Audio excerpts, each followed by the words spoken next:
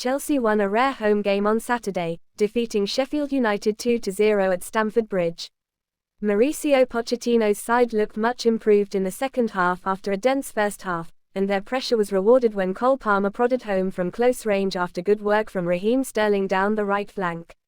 Just a few minutes later, Nicholas Jackson found an empty net to double Chelsea's lead, with Palmer the first to react after Sheffield United goalkeeper Wes Foderingham failed to hold his initial cutback.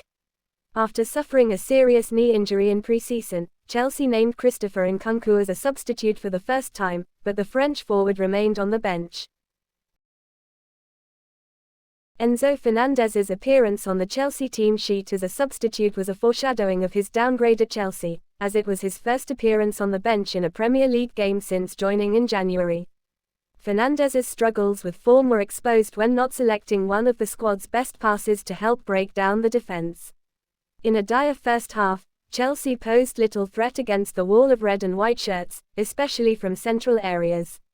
However, Pochettino resisted the temptation to make a change at the interval, and Cole Palmer showed his quality after the break to score one and make another.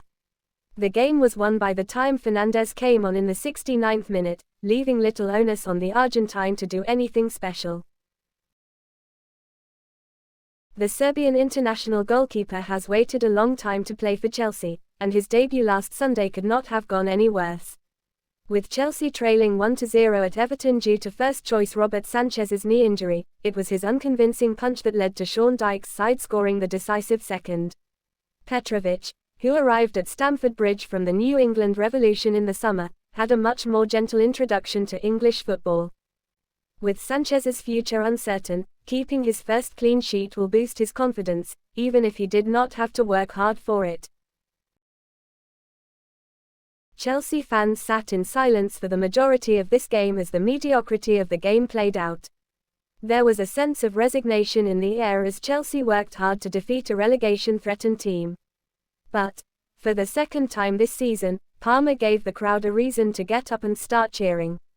After a relatively quiet first half, it was his intervention after the break that proved decisive. To score the first goal, the combination play with Raheem Sterling was sublime. The assist for Jackson to make it 2-0 was simple but effective, which is unusual for any of Chelsea's attacking players these days.